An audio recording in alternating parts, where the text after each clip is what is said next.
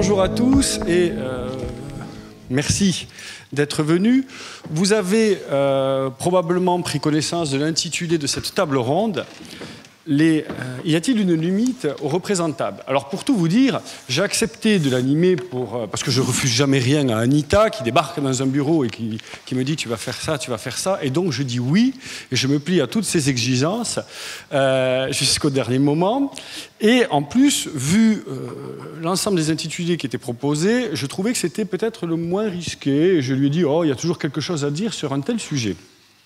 Bien évidemment, j'ai commencé à m'y pencher et j'ai été ravi de découvrir que finalement, il y avait des gens qui allaient parler et que j'allais me contenter pour l'essentiel d'animer cette table parce qu'effectivement, le sujet, il est complexe. À chacun des termes de l'énoncé, la limite ou le représentable, il y a déjà à discuter des définitions que l'on donne à chacun de ces termes et derrière, Anita et ses équipes ont rajouté un point d'interrogation, ce qui complexifie encore la chose.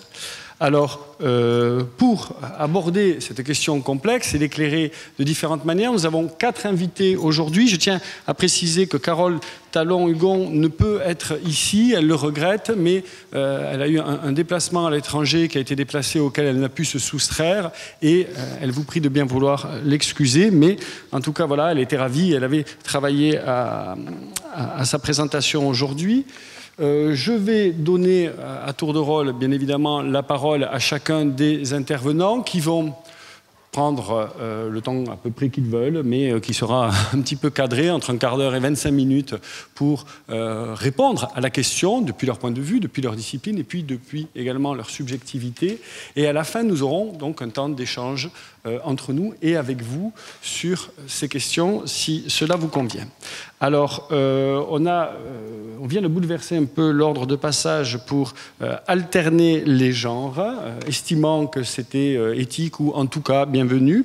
Et je commence par... Je vais donner la parole tout de suite à monsieur Jean-Claude Pinson.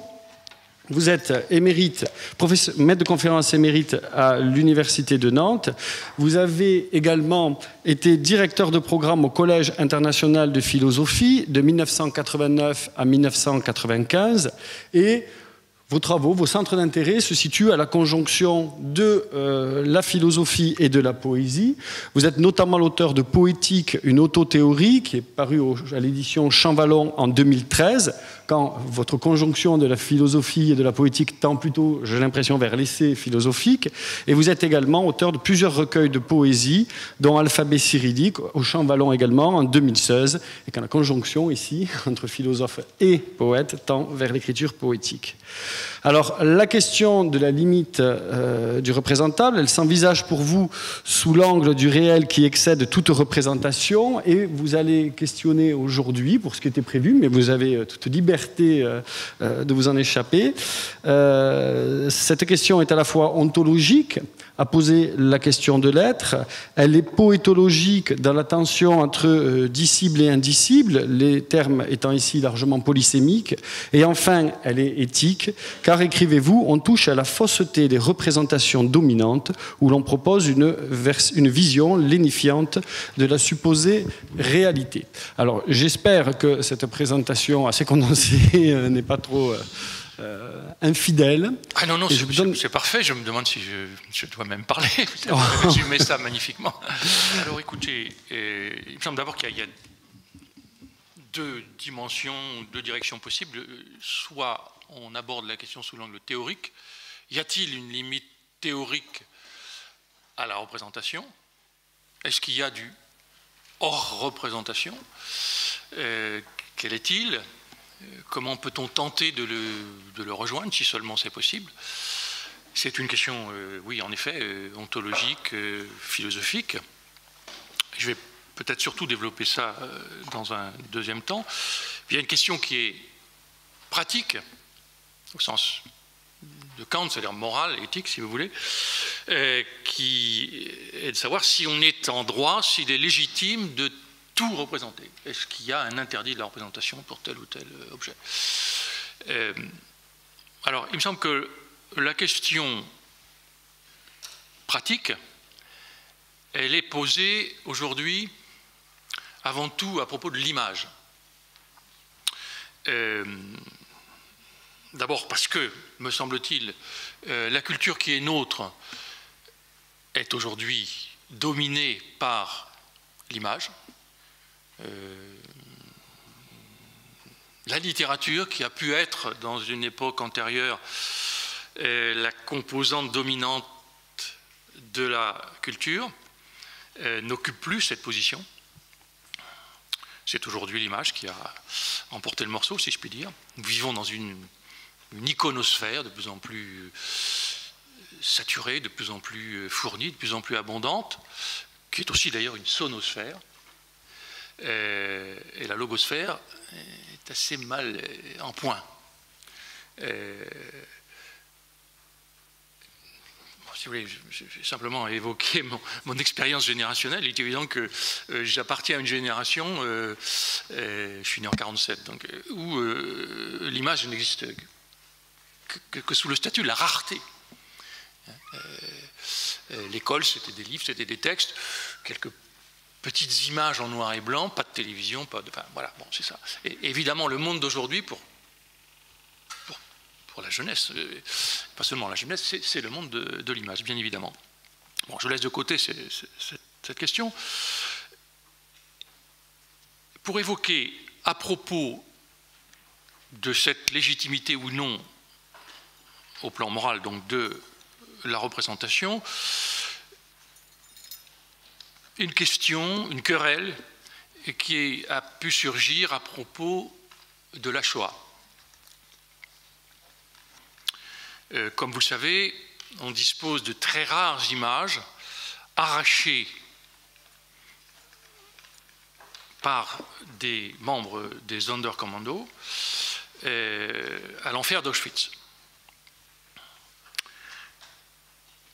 Et un philosophe, historien d'art également,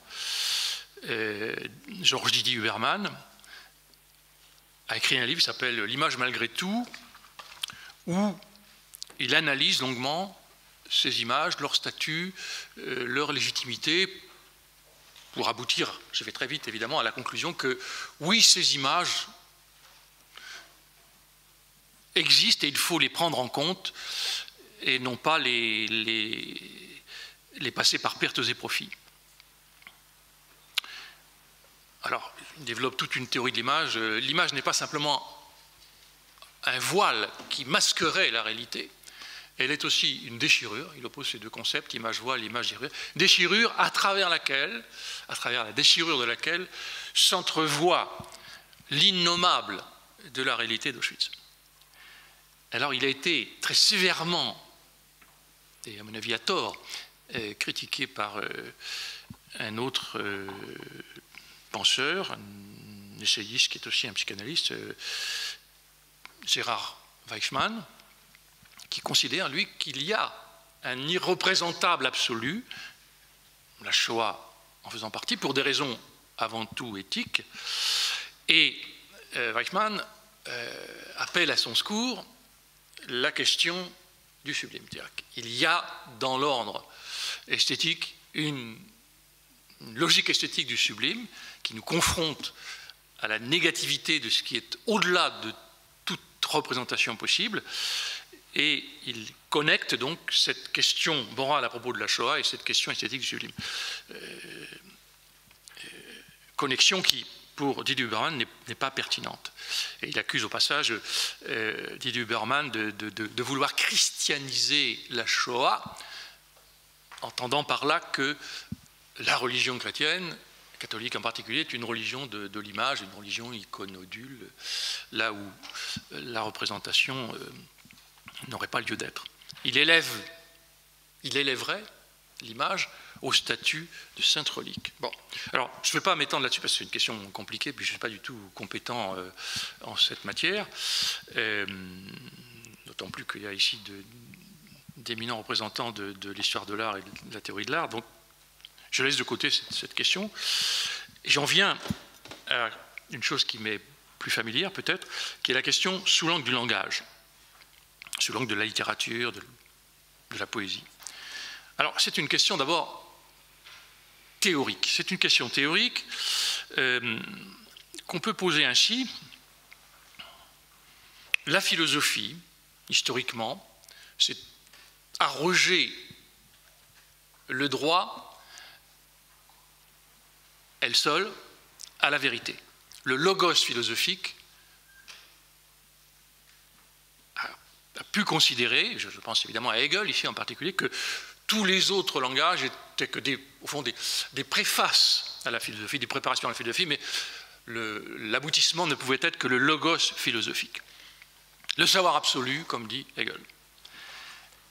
Et chez Hegel, bien entendu, il y a l'idée que le savoir absolu du philosophe, au terme du long parcours de la philosophie, permet un accès à ce que Kant appelait la chose en soi, c'est-à-dire pas simplement la description des phénomènes, mais l'accès à la réalité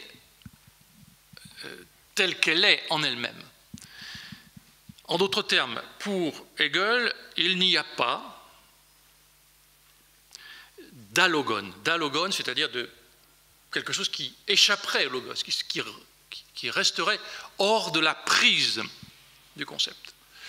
C'est donc chez Hegel une philosophie de l'identité advenue du réel et du discours sur le réel. Il n'y a pas, comme dira Bataille plus tard, il n'y a pas de différence non logique. Toute différence est résorbée dans le système de la pensée par le biais de la dialectique.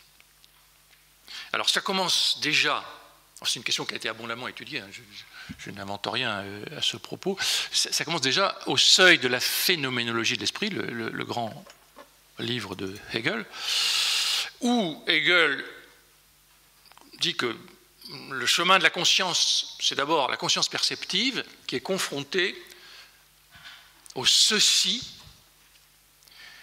de la certitude sensible. J'ai la certitude qui a ce stylo. Bon. Et pour Hegel, ce ceci, alors on pourrait le décrire à l'infini. On pourrait vouloir épuiser la description de l'objet ou la description du lieu, ce qu'a tenté Pérec dans un livre fameux. Bon. Mais ce ceci de la certitude sensible, avec évidemment la multiplication à l'infini des ceci de la certitude sensible, des objets de la perception, Hegel les renvoie du côté de l'insignifiance et de la contingence. Seul le concept, en quelque sorte, a voix au chapitre. Alors, en fait, ça revient à dire qu'il n'y a pas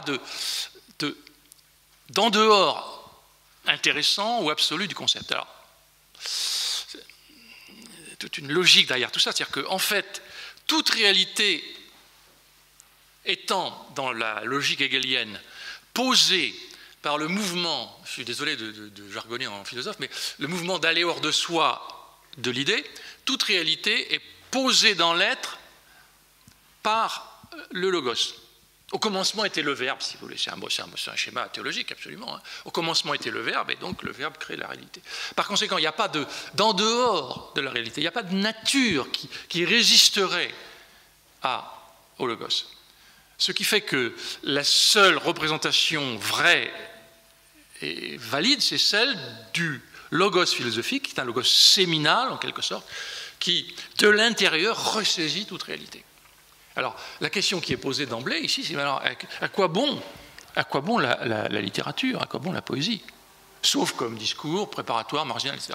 À quoi bon le mythos, si l'on veut, si le logos est absolument impérial? Alors ça a donné lieu à un débat, à mon avis, tout à fait fondamental pour la littérature du XXe siècle, dont on perçoit encore les conséquences. C'est le débat qui surgit juste avant la Seconde Guerre mondiale entre Kojève, l'introducteur de Hegel en France, enfin un des introducteurs, l'introducteur majeur, on va dire. Vous savez, il tient un séminaire à l'école pratique de hautes études. C'est le genre de petit séminaire. Il y a 10 personnes, mais les 10 personnes, il y a Lacan, il y a Sartre, il y a Merleau-Ponty, il y a Queneau, enfin bon, c'est un truc. Bon, ce type était génial, bon, quelles que soient les critiques qu'on peut avoir quant à ces théories, mais enfin, Kojève est un cas assez exceptionnel. Bon. Et l'autre, c'est Bataille. Bataille dit non, moi je ne suis pas d'accord. Il y a du réel impossible à rejoindre par la pensée. Il y a un en dehors radical qui résiste à toute saisie conceptuelle. Il n'y a pas de réconciliation possible en langage hegelien, de Versöhnung possible avec ce réel. Il y a donc un tragique de l'existence qui persiste, pas de réconciliation possible avec la réalité. Et c'est dans cet espace-là, évidemment, que la littérature se légitime. La littérature va se saisir du tragique de l'existence, va se saisir de cet impossible, de ce en dehors du réel dissible. Elle va s'attacher à cet allogone qui résiste. Alors, de quelle manière? Eh bien, par les voies d'un logos qui n'est pas le logos philosophique, qui est le logos de la poésie, de la littérature, c'est-à-dire le logos des figures de style, le logos qui active, suractive même ce que Jacobson appelait la fonction poétique du langage, et ça va donner, par exemple, la rage de l'expression chez Ponge, la formule le titre fameux de Ponge, c'est-à-dire la tentative désespérée, mais fondamentale, d'arracher au réel, à l'objet, sa réalité pour parvenir à le dire, compte tenu de cette déhiscence, de cette différence radicale entre le langage et la réalité.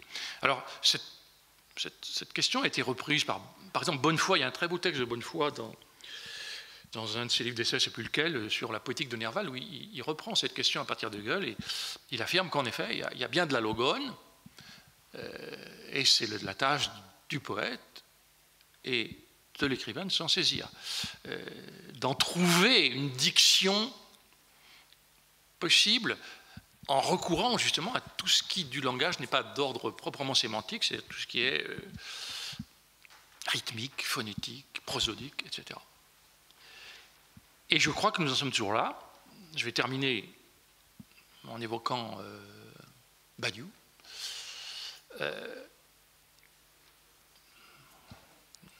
Je vais prélever dans un de ses derniers livres, paru aux éditions Nous, le titre est en train de m'échapper, mais bon, sur la théorie de la poésie, en gros. Badiou, comme vous le savez, a développé toute une théorie à propos de ce qu'il appelle l'âge des poètes. C'est-à-dire que pour lui, il y a eu toute une époque où, à la fin du 19e en particulier et début du 20e, où la philosophie s'est dérobée à sa tâche métaphysique. Elle est devenue positiviste. Et ce sont les poètes, dit Badiou, qui ont repris le flambeau de cette quête de la vérité métaphysique qui était historiquement, traditionnellement, l'apanage de la philosophie. Et, alors, ça commence avec Hölderlin, et ça se termine avec Paul Celan. Et entre-temps, il y a eu Rimbaud, il y a eu Mallarmé, etc. Mais cet âge est terminé, dit aujourd'hui Badiou. La philosophie a repris en main la question de la métaphysique, sous-entendu moi Badiou en particulier, et les poètes en sont revenus à ce qui a toujours été, dit-il, leur tâche. Et il le formule ainsi, ce qui me paraît pas mal dit. La poésie, dit-il, est dévouée à capturer dans le langage la singularité de la présence du sensible, c'est bien le ceci de la certitude sensible hegelienne, c'est la même chose, et à faire ce qu'apparemment le langage est impuissant à faire, nommer non pas la catégorie de la chose, ce que fait le philosophe à travers le langage du concept, nommer non pas la catégorie de la chose, mais la chose elle-même, telle qu'elle se présente. C'est évidemment, ça implique une proximité très grande de la poésie avec ce courant philosophique qui s'appelle la phénoménologie. Donc il y a cette tâche de la littérature, il y a cet espace dévolu à la littérature qui n'est rendu possible que parce qu'il y a, en effet, au plan théorique, de l'irreprésentable pour le concept. Alors que la poésie arrive véritablement à se saisir de la chose elle-même, je pense que c'est évidemment, ce n'est pas le cas.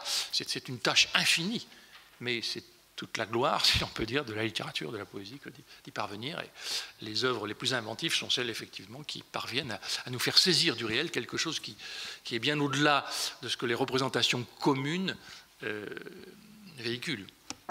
Voilà ce que je pourrais dire.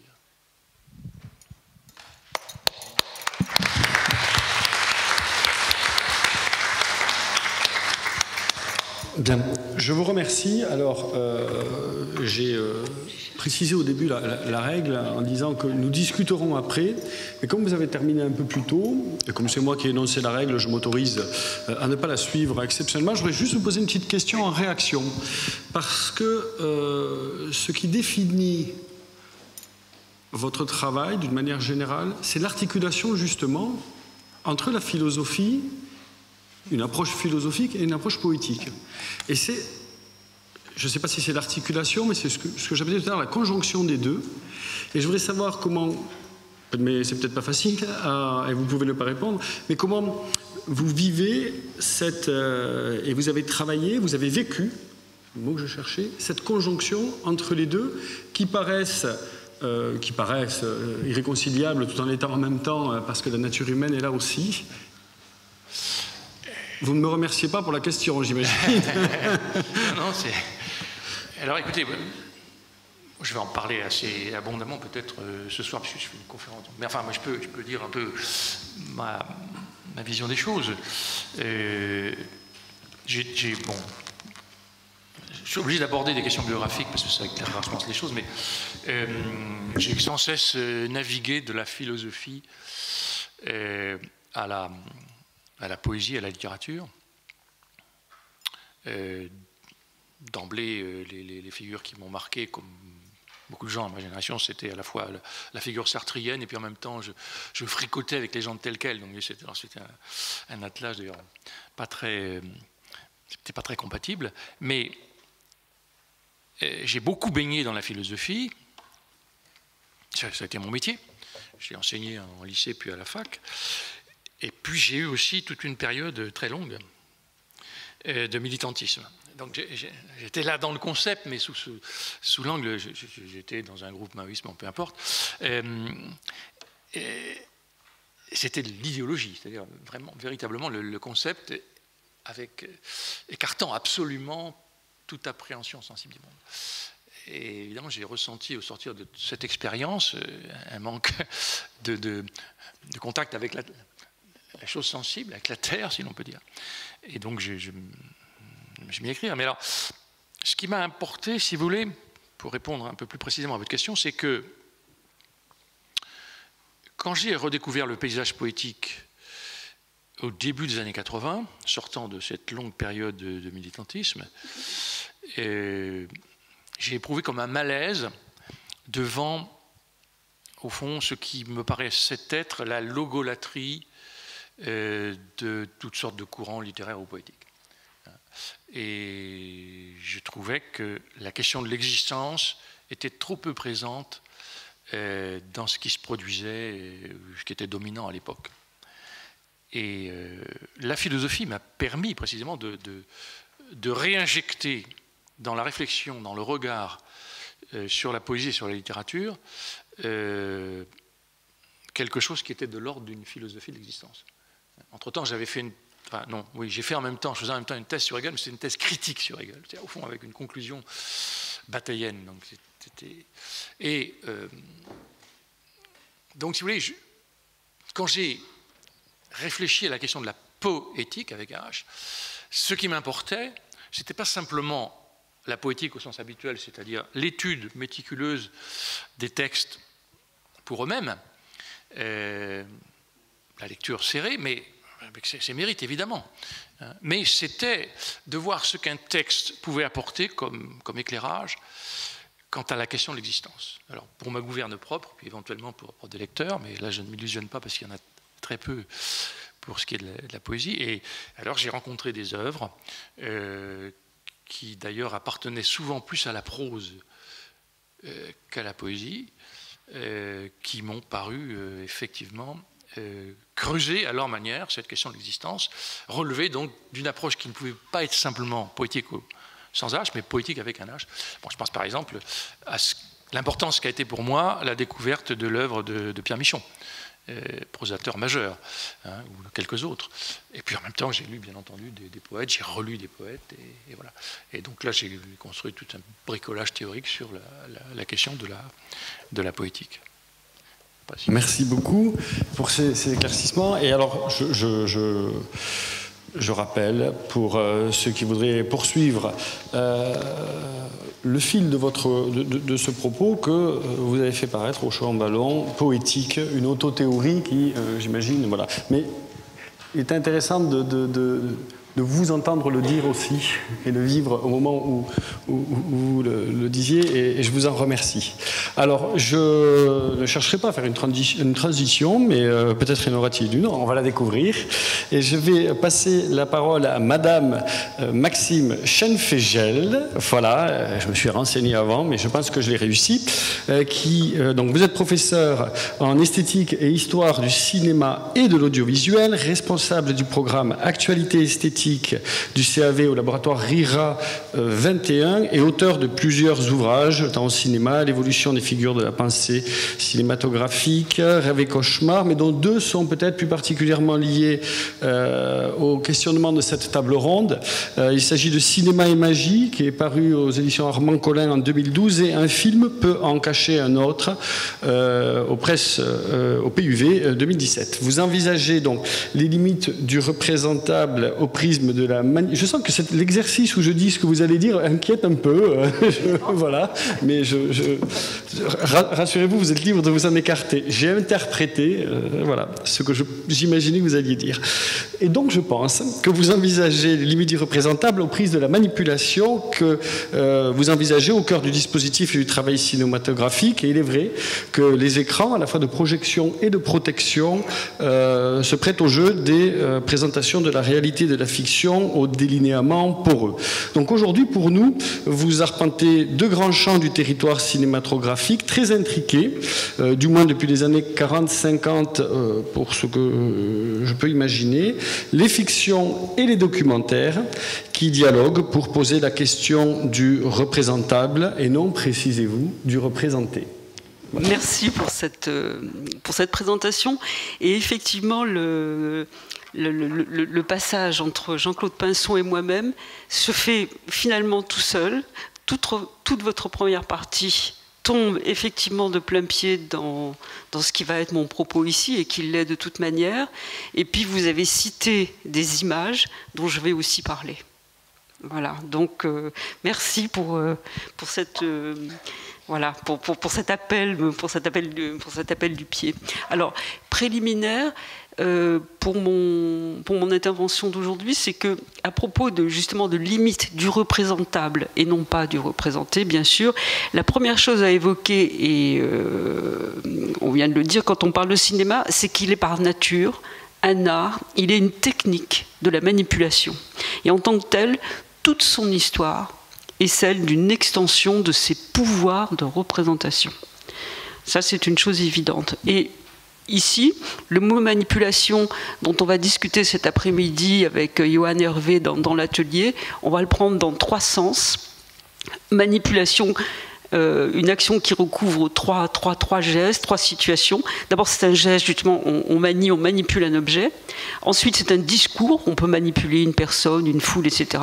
Et puis, c'est une technique, et qui renvoie directement à la prestidigitation, prestedigitus, le magicien qui manipule des objets pour manipuler ses spectateurs.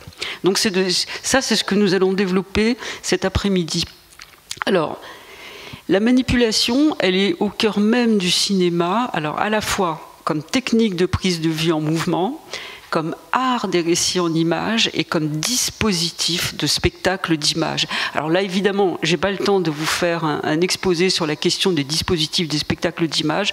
En ce qui concerne le cinéma, comme l'opéra avant lui ou le théâtre, c'est énorme. C'est-à-dire que quand on se plonge dans la question, on n'en ressort pas indemne.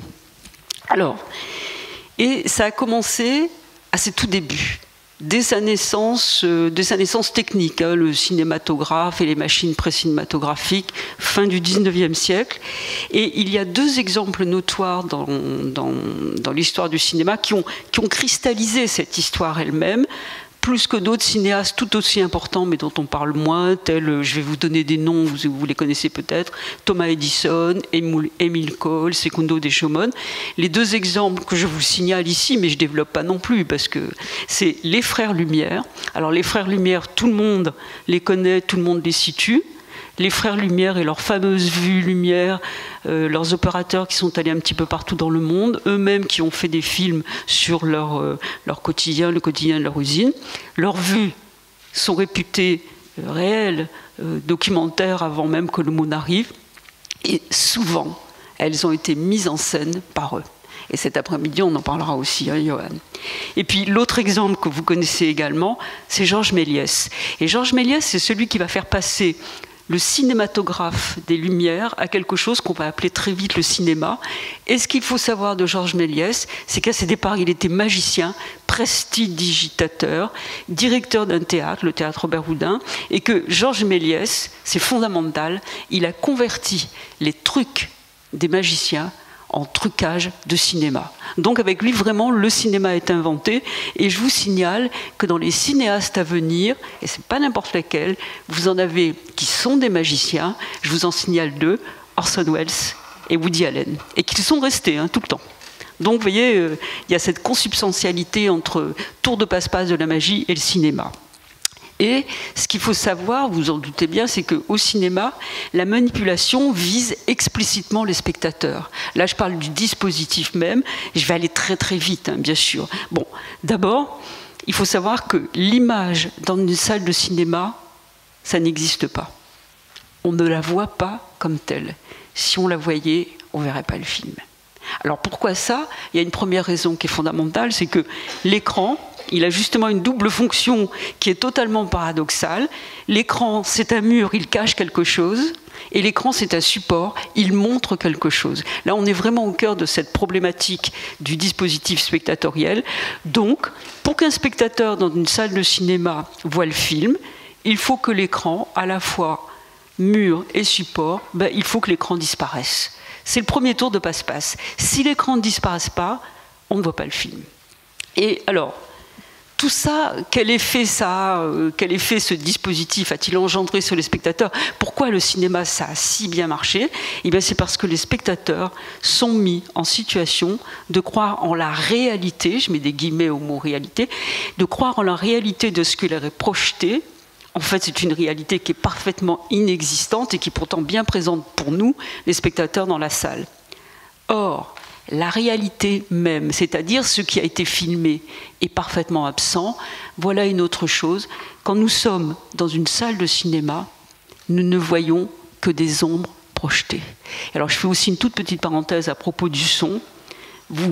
Peut-être que vous le savez, peut-être que vous ne le savez pas, jamais aucune parole n'est sortie de la bouche d'un personnage que l'on voit parler sur un écran de cinéma. Jamais, ça n'existe pas. Bon, donc vous voyez, l'illusion, le tour de passe-passe, ce que nous voyons, ce sont des ombres projetées. C'est la combinaison photographie, l'écriture de la lumière. Et là, je vous renvoie à Platon, le mythe de la caverne. Alors, comme j'ai des philosophes à côté de moi, je n'ose pas vous redire. Platon avait magnifiquement décrit ce mythe de la caverne. Et puis, je vous renvoie également à quelque chose qui est très important dans la genèse du cinéma. C'est les théâtres d'ombre très connus en Chine il y a longtemps, 2000 ans ou 3000 ans déjà, en Inde, en Indonésie. Alors là, c'est une très très vieille tradition des spectacles de magie, et le cinéma, il est dans leur descendance directe. Il est dans leur descendance directe avec la descendance de la camera obscura de la Renaissance et la descendance évidemment de la camera obscura de la photographie. Donc vous voyez, on n'y échappe pas avec le cinéma. Alors, je me suis évidemment posé cette première question. Y a-t-il une limite au représentable en cinéma? Et là, donc, je vais rejoindre ce que vient de dire Jean-Claude Pinson. Au premier abord, on pourrait penser que non. Non, il n'y a pas de limite. Alors, et là, justement, l'exemple qui m'est tout de suite venu à l'esprit, c'est celui des films documentaires qui ont été tournés dans les camps. Alors, non seulement les camps de concentration, mais aussi les camps d'extermination. Il y en a eu. Les opérateurs sont allés, semble-t-il, jusqu'au bout du bout, à ceci près, aucune image d'aucune extermination hic et nunc n'a été tournée du côté des victimes. Pour ça, il aurait fallu que l'opérateur entre dans la chambre à gaz. Risqué quand même. Ça, c'est vraiment un premier exemple de cette espèce de limite qui est technico... Enfin bon, bref. Point de suspension. Et tout ça pour dire que si on croit qu'on peut tout filmer, c'est une illusion. C'est une illusion. C'est un discours. Bon. Et par exemple, j'ai un autre exemple à vous donner, mais alors malheureusement je ne me souviens pas du titre du film et je vous présente mes excuses à cet égard, ça ne se fait pas, mais bon, c'est un film qui a été tourné en 1912 ou 13, qui a été tourné, c'est un film d'expédition, il a été réalisé depuis un navire emprisonné dans les glaces. L'équipage est mort et il y avait un opérateur avec sa caméra. Et il a continué à tourner sa manivelle. Et le film, après, a été récupéré. Et ce film, moi, je l'ai vu. Et alors, qu'est-ce qu'on voit? On voit que l'opérateur a tourné sa manivelle. On voit donc ce qu'il a vu. On voit aussi que l'image a tourné moins vite dans la caméra. On voit que l'image s'est figée. Mais on ne voit pas qu'il meurt, qu'il est mort. Vous voyez, c'est cette limite dont je parle. Ça, on ne le voit pas. On ne le verra jamais. Alors, cut, là aussi, je fais du montage cut. Le représentable et le champ du cinéma, et comme l'a dit François tout à l'heure, les deux grands champs auxquels je vais faire allusion ici, c'est bien entendu ce qu'on appelle la fiction et le documentaire. Il l'a dit, ils sont très très très intriqués, très concernés l'un par l'autre, au moins depuis les années 40. Et donc, la question que je vais poser va concerner c'est quoi le représentable du côté de la fiction et du côté du documentaire. Alors quand je me suis posé la question, j'ai fait un exercice que j'aime bien faire. Je suis allée voir dans le grand dictionnaire Larousse, mon édition c'est celle de 1951, je suis allée voir la définition du mot représentable. J'en ai trouvé une douzaine, et dans cette douzaine de définitions, pour le cinéma, il y en a deux qui sont d'emblée concernées. Représentable, c'est quelque chose qui en passe par l'acte de présenter à nouveau quelque chose. Voilà. Et puis, c'est l'acte de figurer, incarner quelque chose ou quelqu'un.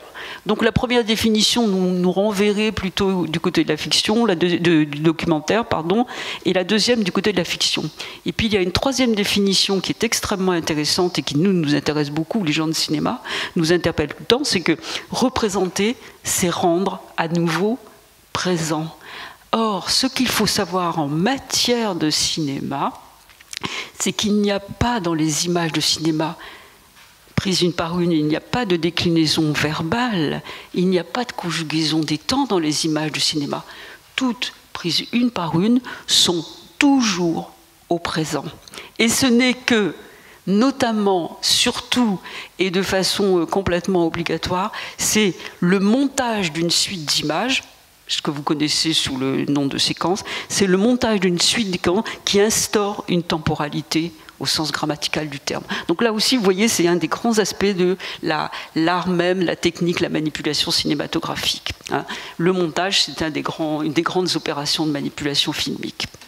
Alors, après cette petite réflexion d'ordre linguistique, vocabulaire, je me suis bien entendu, je me suis penchée, j'ai repensé à quelques films à propos de la limite, la question de la limite ou des limites du représentable. Alors, je vais en parler très vite d'abord pour les fictions et ensuite pour les documentaires. Alors, les fictions, il y a des genres, ça vous le savez, dont certains sont expressément voués à tout figurer, sans limite déontologique ou autre. Et vous le savez, d'une façon globale, c'est ce qu'on appelle les films d'horreur, hein, que ce soit les gores, etc. En ce domaine, ces films-là se permettent effectivement de vouloir tout montrer, même le pire, nonobstant les limites techniques dont j'ai parlé tout à l'heure. Alors, qu'est-ce à dire? Je soumets à votre sagesse et à votre examen quelques situations filmiques. Vous avez par exemple un assassin qui découpe sa victime en morceaux et la mange. Le film, c'est Le silence des agneaux, Jonathan Demme, 1991. Où vous avez, dans un autre film, un homme déformé par une maladie monstrueuse qui s'appelle la neurofibromatose, une maladie qui existe vraiment parce qu'il se trouve qu'un jour j'ai vu une personne atteinte de cette maladie et qui est stricto sensu épouvantable au sens strict du terme. Le film, vous le connaissez sans doute, c'est Elephant Man, David Lynch, 1980. Ou encore le meurtre vu de près, de très près même, d'une jeune femme dans sa douche, poignardée des dizaines de fois par un psychopathe. C'est Psychose en français d'Alfred Hitchcock, un film de 60. La séquence dure plus de 3 minutes. Il y a 74 plans. Vous voyez, 74 plans qui découpent le corps de la victime. Donc là, Hitchcock, il s'y connaît dans l'art d'épouvanter son spectateur. Ou alors, est-ce que c'est par exemple le suicide d'un jeune garçon à Berlin, juste après la guerre? Le garçon a 12 ans et il saute du 4e ou 5e étage de son immeuble. Et le film, je suppose que vous le connaissez, c'est un des plus grands films de l'histoire du cinéma, c'est Allemagne, année zéro, Roberto Rossellini, 1947. Et puis, dans ces exemples de fiction, je terminerai par un film un petit peu plus ambigu et passionnant. C'est aussi un film que vous devez connaître, c'est Hiroshima, mon amour, Alain Resnais, 1959. Et le premier quart d'heure de ce film montre un mélange d'images fictives, ce qu'on appelle des reconstitutions, et d'images d'archives. Et cette longue séquence, c'est ça qui m'intéresse ici, elle est corrélée à une phrase prononcée en voix off par l'héroïne du film. Elle s'appelle Elle dans le film, elle est jouée par l'actrice Emmanuelle Riva. Elle est dans son lit un soir et elle murmure de façon litanique « J'ai tout vu à Hiroshima ». Et puis vous avez son amant d'une nuit, c'est un japonais, c'est lui, joué par Eiji Okada, qui lui répond inlassablement « Tu n'as rien vu à Hiroshima ». D'accord ? Et pendant ce temps, nous autres spectateurs, nous voyons défiler les images documentaires et fictives, donc les reconstitutions des victimes diversement mutilées par la bombe atomique. Alors, toute petite note pour les littéraires que certains d'entre vous sont, vous savez que les paroles de ce film, tout le texte, c'est Marguerite Duras qui en est l'auteur. Cut, point de suspension. J'aborde les documentaires. Alors, la question des documentaires, elle est énorme. J'espère ne pas dépasser. Là, il faudra m'arrêter si je prends trop de temps, parce que je peux être très bavarde sur la question du documentaire. Alors, je vais vous donner quelques traits généraux hyper rapides, en 4 points. Alors, dans le domaine du cinéma dit documentaire, là aussi, il y a des genres nombreux. Cinéma vérité, cinéma direct, reportage, biographie, télé-réalité, docu-fiction, etc., etc., etc. Premier point. Deuxième point, dans ce domaine du documentaire, sont mis au travail des champs disciplinaires qui concernent aussi bien les sciences dures que les sciences humaines, les sciences exactes que les sciences, comme on dit, molles, quand on n'est pas gentil. Donc vous avez la géographie, l'odologie, la géologie, par exemple, mais vous avez aussi bien psychologie, anthropologie, sociologie, histoire. Ça, c'est mon deuxième point.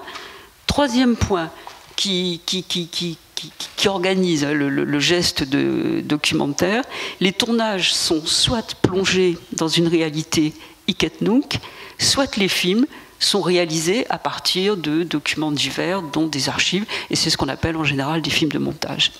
Et enfin, le dernier point dont j'ai besoin ici de parler, c'est qu'en gros, il y a 2 approches extrêmes, 2 gestes documentaires, 2 postures documentaires extrêmes, ou bien l'une est distanciée, ou bien l'autre est immédiate. Et quand je dis immédiat, c'est au sens, justement, il n'y a pas d'intermédiaire, rien, et il y a évidemment un entre-deux, ou un mélange des deux, immédiat, rapproché.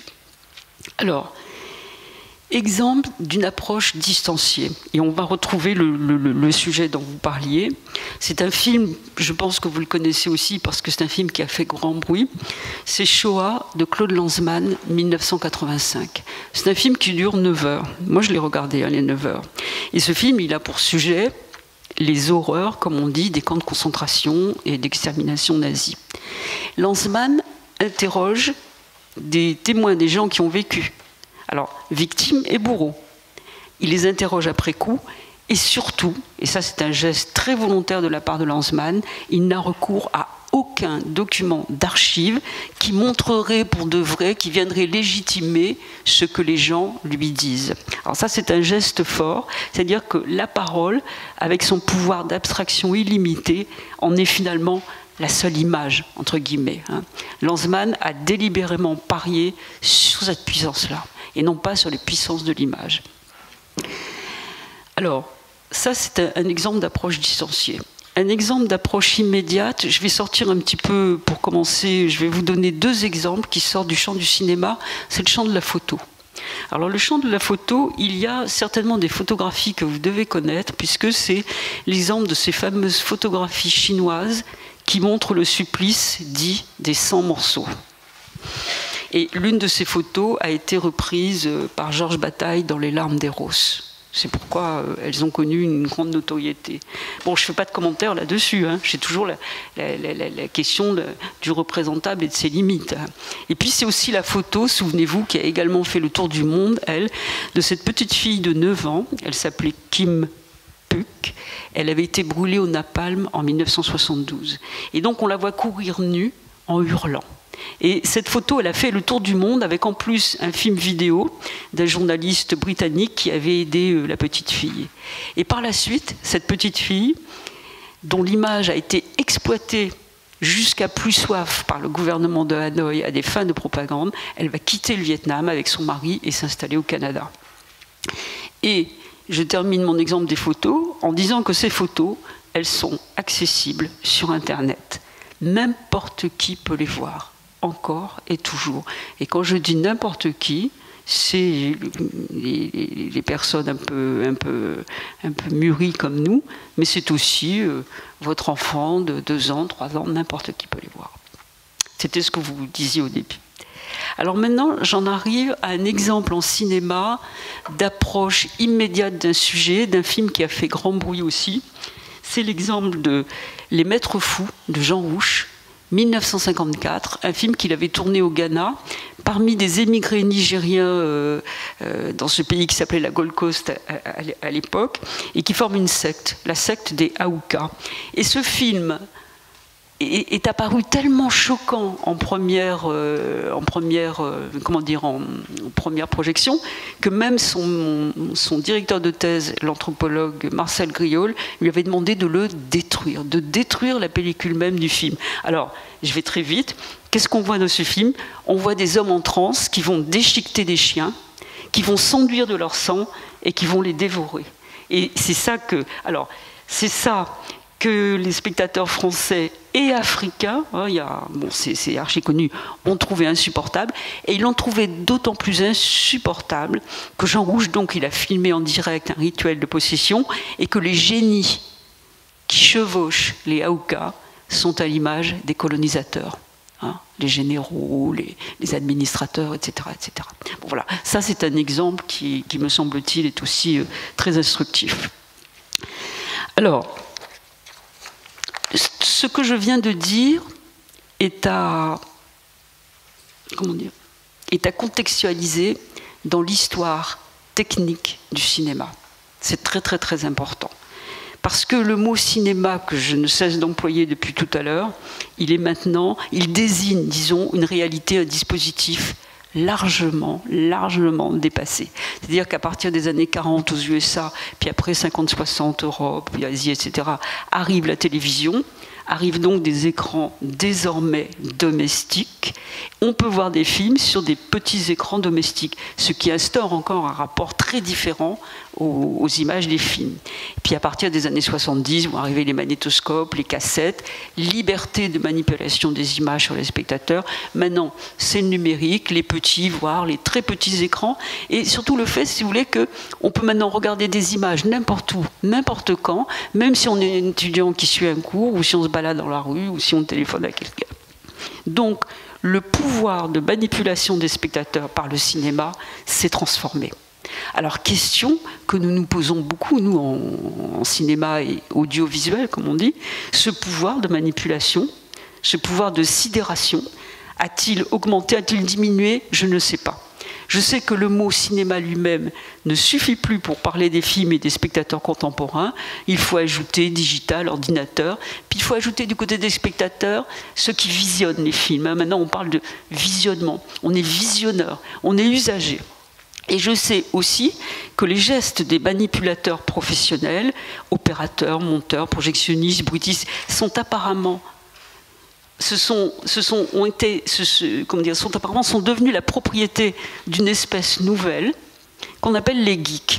Alors pourquoi j'en parle? Parce que je trouve que j'ai un petit-fils qui est un geek. Et donc c'est une espèce nouvelle à laquelle je suis confrontée depuis un certain temps. Les geeks, alors vous savez, étymologiquement, c'est ceux qui sont fous, et les geeks semblent tout manipuler. Mais moi, quand même, je me pose la question. Les geeks manipulent-ils tout? Sont-ils manipulés? Alors, contribuent-ils à repousser toujours plus loin les limites du représentable? Je ne sais pas. Hein, là, bon. Mais en tout cas, quelles que soient les réponses qu'on peut faire à ces questions, il se trouve que la sociologie et la déontologie du représentable et de l'irreprésentable sont transformées. Elles méritent un questionnement renouvelé, notamment dans le domaine des images du cinéma et des médias qui lui ont succédé. J'arrive à ma dernière page, j'ai le temps? D'accord. Bon.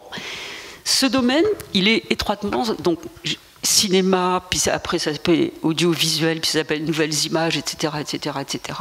Ce domaine, il est étroitement corrélé à des technologies précises, toujours en développement. Ce processus, on le sait bien, produit des effets radicalement opposés, ce développement constant de certaines technologies. Alors, ça peut être le meilleur, ce qu'on appelle le progrès. Bon, par exemple, au XIXe siècle, commencer à voir clair dans les maisons, même la nuit, ou bien aller toujours plus loin en automobile, en train, en avion. On appelle ça le progrès, ou on l'appelait le progrès. Et puis, c'est peut-être le pire. Alors, le pire, ça peut être quoi? Dans les prisons américaines, on électrocute des gens. Merci l'électricité. Dans les camps d'extermination, on les a gazés avec un gaz, le zyklon B, qui à l'origine était un pesticide. Merci les pesticides. Et puis, ce qu'on peut faire aussi avec le progrès, depuis un avion, on peut tout simplement lâcher une bombe atomique sur eux.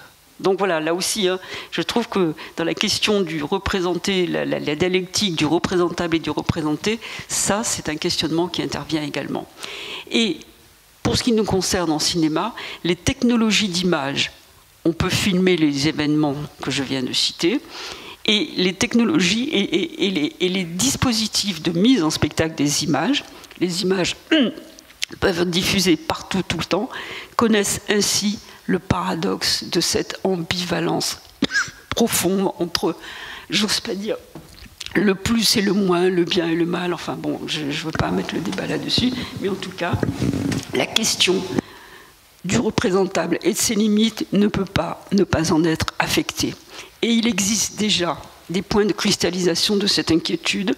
Je vous donne par exemple quelque chose qui est apparu dans les années 90 dans nos sociétés, c'est la mise en spectacle du meurtre. Les snuff movies, apparus dans les années 90, et ils fleurissent sur ce qu'on appelle le web. On y voit des meurtres réellement commis et filmés en direct. Ou alors, c'est la mise en spectacle de l'intimité sur certains sites de rencontres, pas sur tous. L'intimité des corps s'y donne à voir, comme si tous les tabous dans ce domaine étaient tombés. Et là, s'il y a des ravages, ils peuvent être d'ordre moral, etc. Et donc, dans les deux exemples que je viens de vous signaler, il y a une distance inappréciable entre la source des images et leur destinataire. La majorité d'entre eux ne se rencontrent pas. Quoi de mieux pour se protéger du sentiment de culpabilité, voire même d'une culpabilité effective? Cut. Pour finir, vraiment mes derniers mots, il y a un mot que je n'ai pas prononcé ici, censure. Ce mot fait-il partie de la réponse à toutes les questions posées? Et si oui, comment en user dans le domaine des images technologiques? Et je crois qu'on est là, et je me tourne en particulier vers M. Perea, parce que je sais qu'il connaît bien le domaine, je crois qu'on est là dans une impasse, puisque les réseaux d'images électroniques couvrent une bonne partie de la planète Terre. Et ils résistent bien à toutes les censures, ces réseaux. Voilà, j'ai fini. J'ai fini.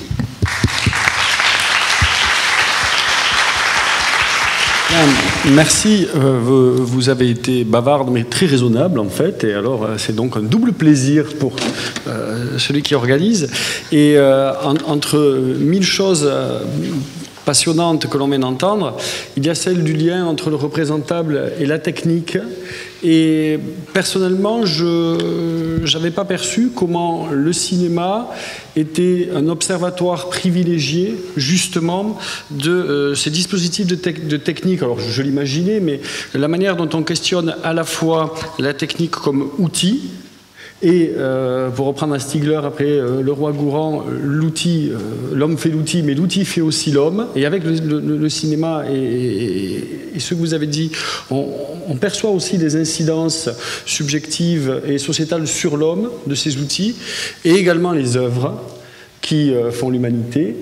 Et voilà, il y a, je pense, de quoi nourrir par un moment la réflexion des gens qui vous ont entendu aujourd'hui. Et je vous remercie, Maxime. Enfin, je ne sais pas si vous voulez réagir. Non, simplement, nous devons distinguer les images filmiques. Ça, c'est une chose, c'est un objet, des objets.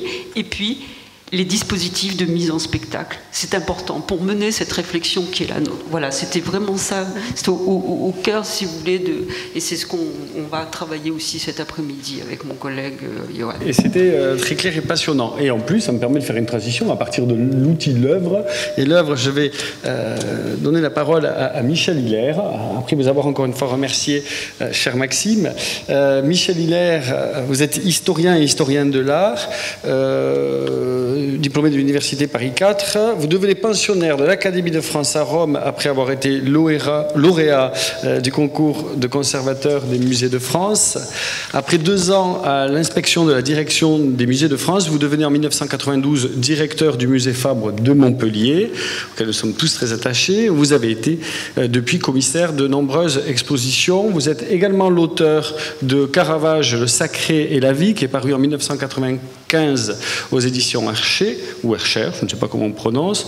Vous êtes officier de l'Ordre des Arts et des Lettres en 2008 et vous êtes correspondant de l'Académie des Beaux-Arts. Et justement, votre propos ici va cheminer à travers des exemples de cas concrets, de présentation de dispositifs ou d'œuvres, pour ceux que j'en ai compris.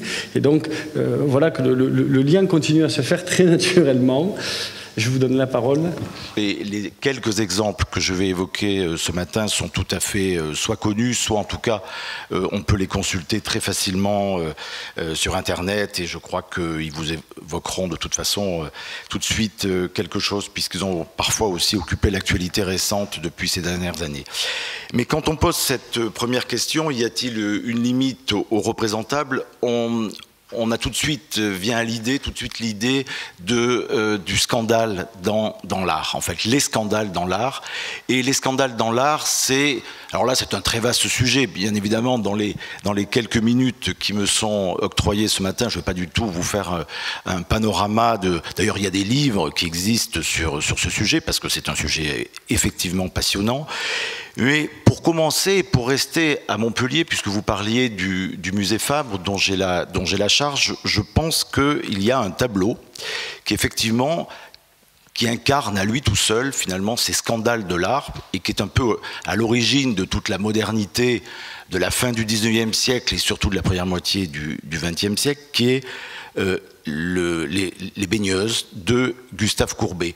Alors, quand on pose cette question, tout de suite aussi, on vient à l'esprit l'idée de à quel moment on se place et à quel moment l'œuvre ou l'artiste peut faire scandale. Parce que c'est vrai que quand on visite le musée Fabre aujourd'hui, quand on rentre dans cette salle Courbet, qui a été d'ailleurs créée pour cet artiste, il y a 10 ans, lors de la réouverture, il faut finalement un peu un cours d'histoire de l'art autour de cette œuvre pour comprendre aujourd'hui comment elle a pu faire scandale en 1853 lors de son exposition au Salon à Paris.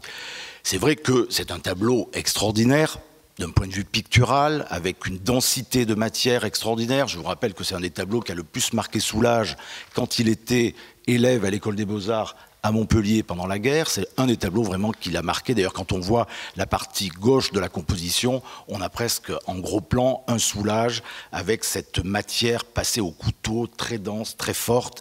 C'est un tableau qui effectivement a une épaisseur picturale, qui avait d'ailleurs frappé les contemporains, qui avait frappé Delacroix, qui en parle dans sa correspondance.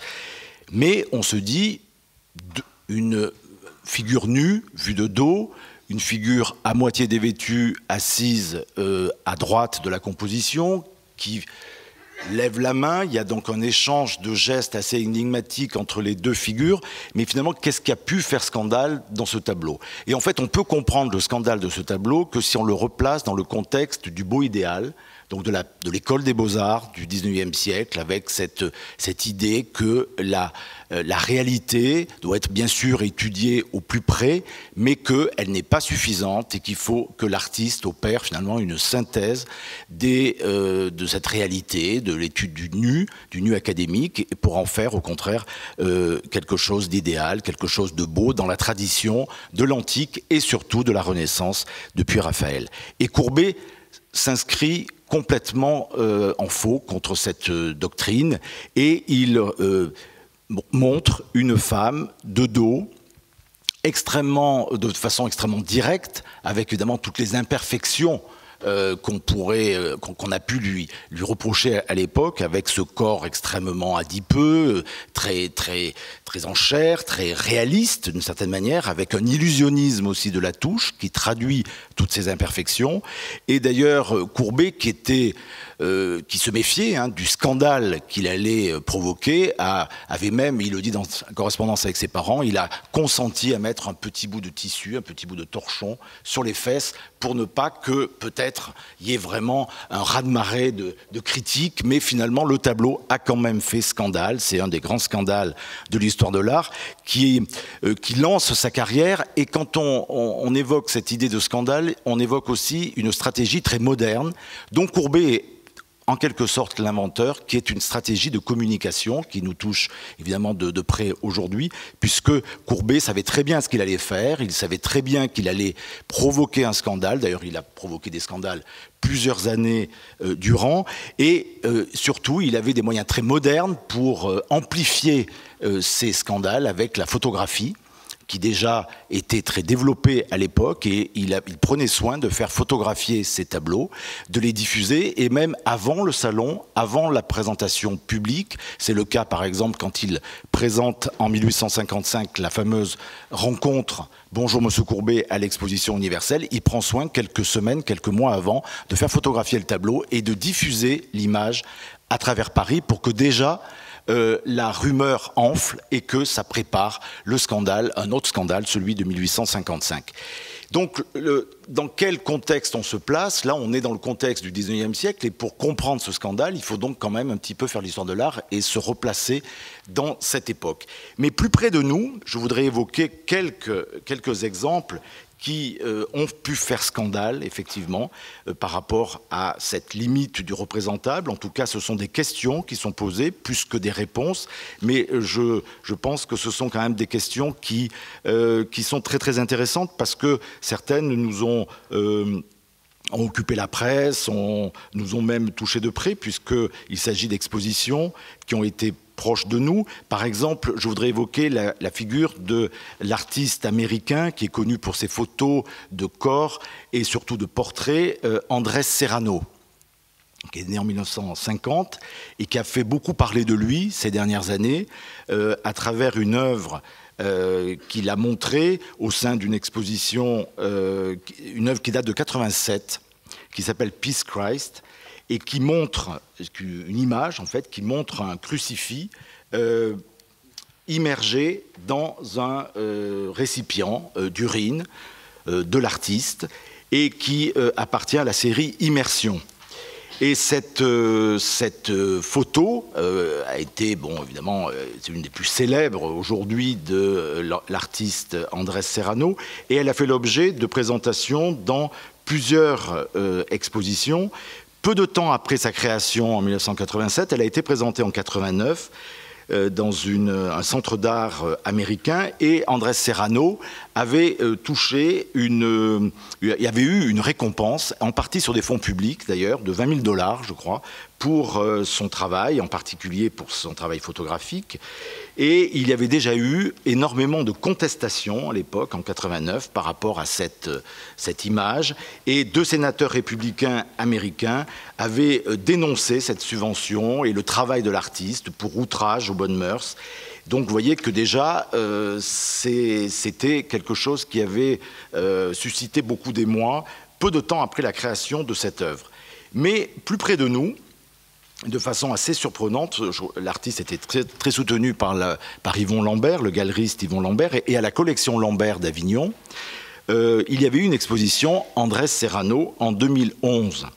Et pendant l'exposition, d'ailleurs pas du tout au début, mais je crois que c'est plutôt vers la fin de l'exposition, il y a eu un commando de jeunes gens, 3 hommes exactement, qui ont fait irruption dans les salles, et qui ont molesté les gardiens, et surtout qui se sont précipités sur 2 œuvres en particulier. Sœur Jeanne Myriam, qui montre une photo qui montre une religieuse en prière dans l'église Sainte-Clotilde à Paris, et puis évidemment Peace Christ, dont je vous ai parlé, cette photo emblématique de 1987. Et ces jeunes hommes donc, qui ont finalement défiguré, enfin en tout cas attaqué les sous-verres, enfin les vitres de protection, qui ont brisé les vitres de protection de ces œuvres, se sont introduits dans les salles et ont quitté évidemment très vite la collection Lambert. Ils appartiennent au mouvement catholique Civitas.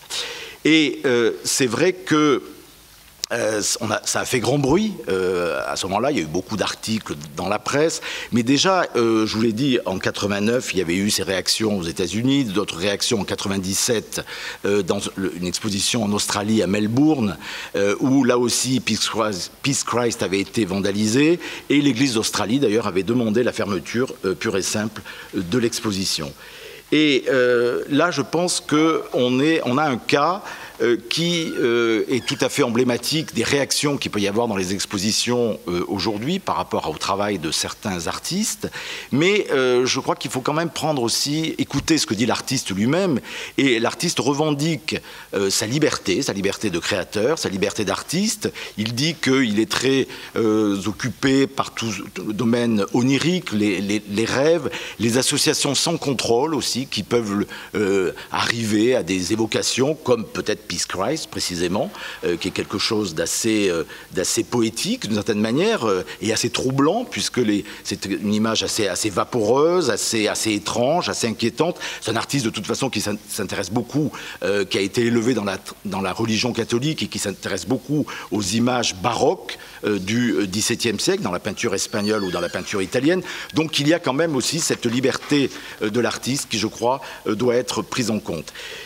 Un autre artiste aussi qui a fait beaucoup parler de lui, c'est Maurizio Cattelan, avec une sculpture en cire que j'ai vue dans une exposition au château de Rivoli, près de Turin, qui s'appelle Him, lui, en fait. Et qu'est-ce qu'on voit dans cette sculpture? On voit un petit personnage de dos. Donc c'est très étrange parce qu'on voit, on dirait un petit enfant, donc ça fait vraiment dans une immense salle, toute petite maquette, vue de dos. Et il s'agit tout simplement de l'image rapetissée, miniaturisée, je vais y arriver, de Hitler, tout simplement, agenouillé, de dos, en prière.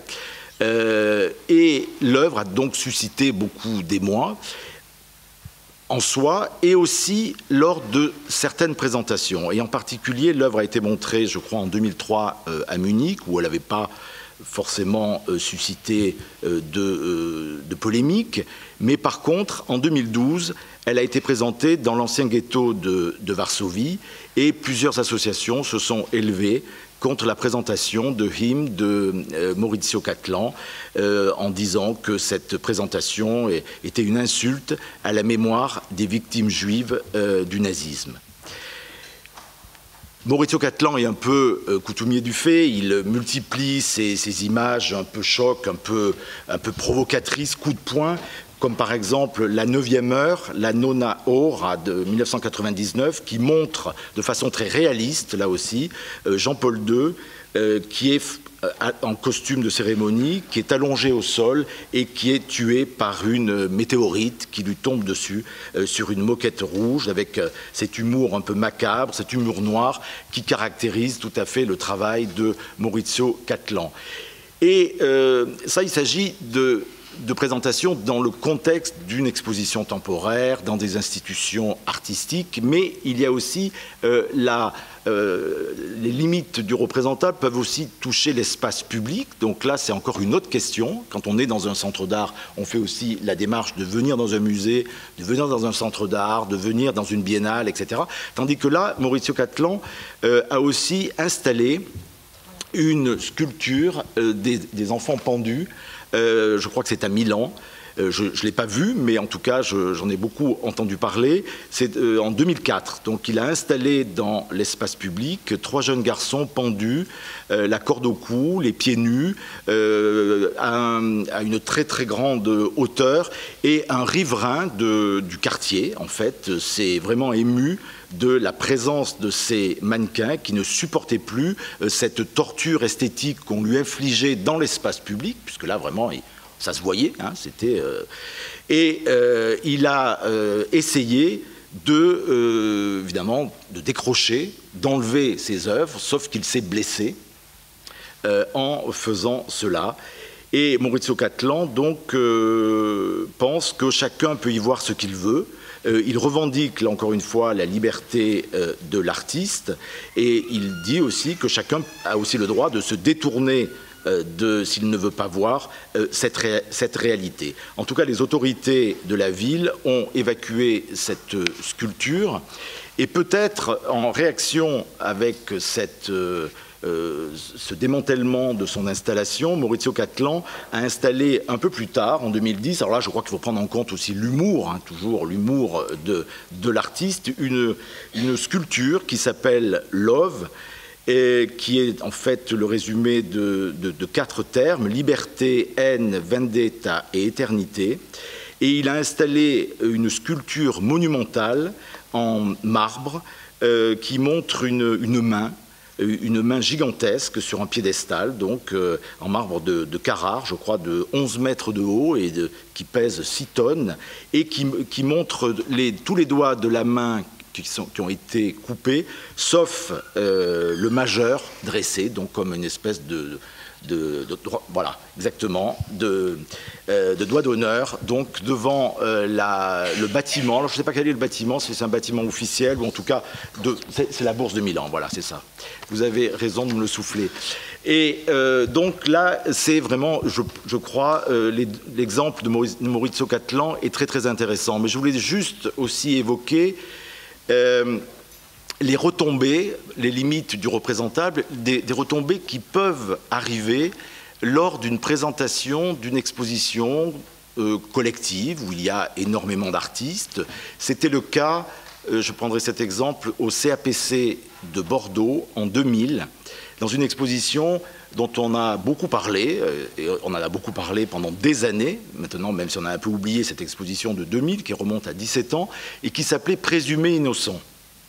Et cette exposition était très, très variée, il y avait plus de 200 toiles, de vidéos, de photos, donc un petit peu toutes les techniques, avec énormément d'artistes, hein. Il y avait Louise Bourgeois, Annette Messager, Boltanski, Mapplethorpe, donc beaucoup d'artistes.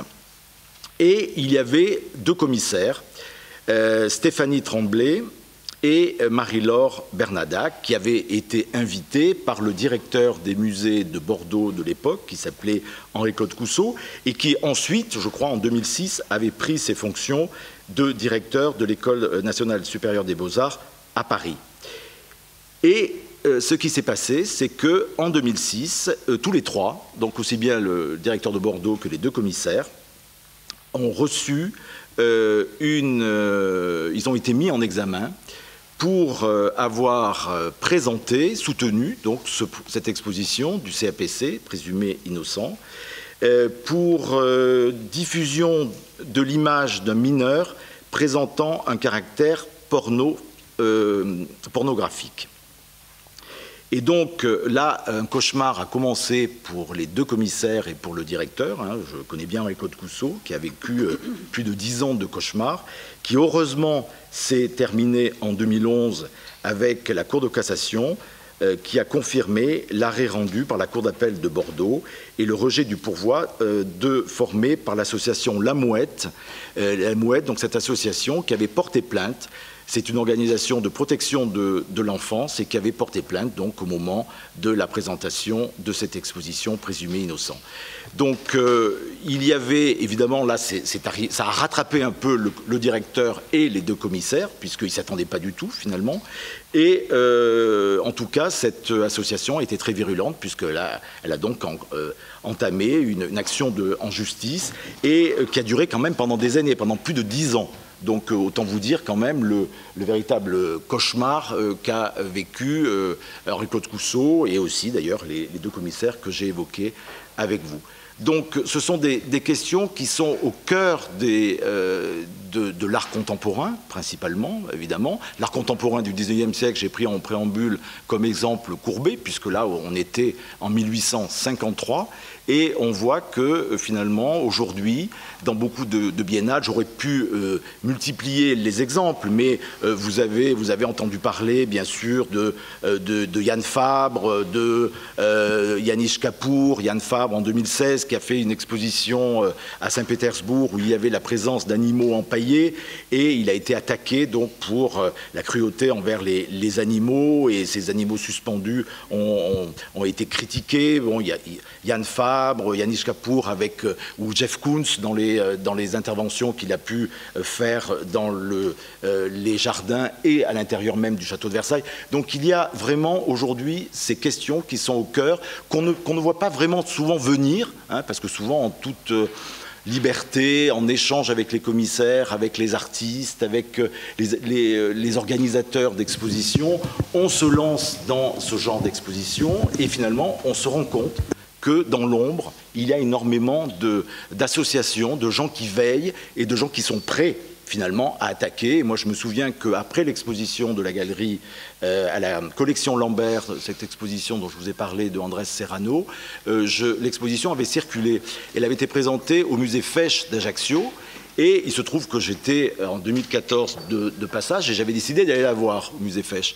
Et j'arrive devant le musée Fesch, entièrement barricadé, impossible de rentrer, manifestation dans la rue, et toute l'exposition était bloquée avec des défilés, avec des personnes donc, qui brandissaient des crucifix et qui avaient interdit l'accès à ce musée. Donc je n'ai pas pu voir l'exposition, puisque c'était toute la journée, je crois pendant plusieurs jours, ça a été bloqué. Voilà, donc ce sont des questions qui sont, en tout cas, qui vous touchent aussi en tant que visiteurs d'exposition, que visiteurs de musées, nous qui nous touchent aussi avec les relations que l'on a avec les artistes et aussi avec la responsabilité que l'on a quand on décide d'organiser telle ou telle exposition. Merci. Merci à vous, Michel Hiller, d'avoir proposé comme ça une collection signifiante d'exemples qui pose la question du représentable, oui, non, peut-être, mais surtout à qui, quand, pourquoi. Du côté de l'art, qui pose des questions, vous dites, avec des associations qui sont prêtes à réagir. Ça m'a fait penser à une publicité que j'ai vue dans les rues de Sète, une affiche, puisqu'on parlait d'espace de Sète, dans l'espace public, pour un centre d'esthétique où on voyait une photographie d'une jeune femme allongée sur un canapé, forcément nue, avec un félin domestique posé sur elle, et la publicité invitait la passante ou le passant à se faire épiler la chatte pour 25 €. Je ne suis pas persuadé du tarif, non, je ne me souviens pas.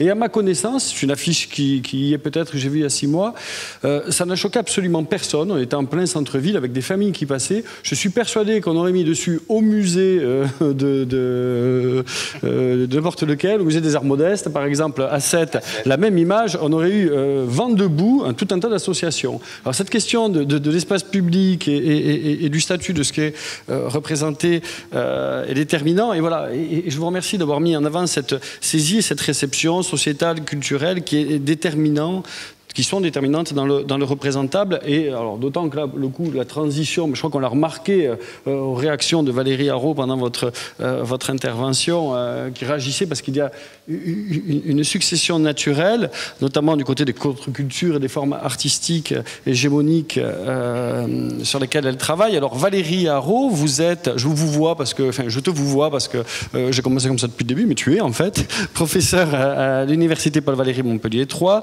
docteur en arts et sciences de l'art, agrégé en arts plastiques, responsable du programme pratique plastique contemporaine au sein du laboratoire RIRA 21, bien représenté à cette table. Tu enseignes les pratiques numériques et traditionnelles et t'intéresses au processus de création en privilégiant une approche sociocritique. Tu es l'auteur notamment de l'Empire du kitsch chez Klinksik en 2010 et co-auteur du narcissisme dans l'université, dans l'art contemporain, lapsus que nous travaillerons plus tard, aux éditions L'Échappée cette année même. Du narcissisme dans l'art contemporain. Donc, je l'ai un peu évoqué tout à l'heure, tu travailles sur les mutations en cours des formes plastiques contemporaines, en lien avec des enjeux de civilisation et des enjeux anthropologique, en accordant une attention particulière aux formes artistiques hégémoniques, hybrides et ou subversives, issues de la contre-culture ou encore à la marge. Et maintenant, tu proposes d'aborder les conditions d'une nouvelle éthique artistique d'une part et l'enjeu éthique à partir d'une installation artistique contemporaine, tu dévoileras, et qui était mise en place en 2014. En 2014, dans l'espace public, donc autrement dit... on va dire, je prends la suite heureuse de Michel Hilaire. C'est bon? Parfait. Donc effectivement, les relations qu'entretiennent l'art et l'éthique se sont posées, ou la morale plutôt, se sont posées depuis la Grèce antique et sans doute bien avant encore. Pour Platon, il ne pouvait être question de laisser les poètes dépeindre les vices et la faiblesse morale. Si cette position paraît lointaine, elle laisse en héritage l'idée que l'art aurait un pouvoir sur le sujet. À la question de savoir s'il y a une limite au représentable aujourd'hui, autrement dit, y aurait-il une limite qui s'imposerait à l'art dit contemporain, j'émets l'hypothèse d'une distinction à examiner entre l'éthique artistique moderne qui a prévalu et dont Michel Hilaire a parlé avec Courbet, et l'éthique artistique postmoderne, celle d'aujourd'hui, que j'appellerais une nouvelle éthique. Parlant d'art contemporain, je préciserai la définition sur laquelle je m'appuie, qui est celle qui le caractérise comme l'art légitime, l'art institutionnalisé, qu'autrefois on désignait encore comme étant l'art officiel. Comme chacun le sait, l'art contemporain fait souvent polémique, provocateur, déroutant, jugé élitiste. Ces formes et ces pratiques, inédites, il faut bien le dire, déstabilisent plus d'un spectateur quand cet art ne lui fait pas tourner le dos, eu égard à ces propositions qu'on a estimées souvent hermétiques, ou peut-être, après tout, pour des questions d'éthique. À cette question, y a-t-il une limite au représentable ? J'avancerai l'idée que la réponse ne peut être tirée que d'un diagnostic, ni dépréciatif, ni appréciatif, sur la complexité de ce rapport, car il exige de se demander au préalable quelle est l'éthique actuelle du monde de l'art. Car n'étant pas fondée sur des valeurs immuables, on est amené à penser que l'éthique artistique a enregistré certains des bouleversements des dernières décennies. Autrement dit, l'évolution de l'éthique est redevable de l'actualisation des conditions de l'art et de ses contextes, nous l'avons vu tout à l'heure, et avec Maxime Scheinfegel, et avec Michel Hilaire. C'est pourquoi je vais commencer par revenir brièvement dessus, ce qui constituera ma première partie, puis en seconde partie, je présenterai une œuvre structurée par justement la nouvelle éthique postmoderne.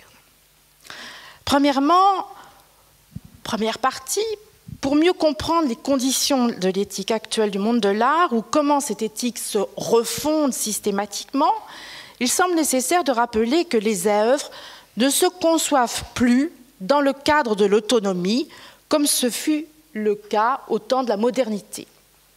Nombre d'entre elles, d'entre elles, au contraire, ayant une vocation hétéronome, poursuivent des buts explicitement politiques, critiques, où l'éthique classique se trouve encore indissociable.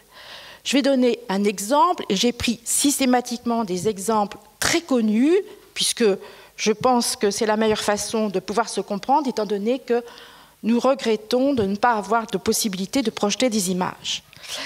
Je parle d'une œuvre du street artiste Banksy, qui, à mon avis, est un bel exemple emblématique d'hétéronomie.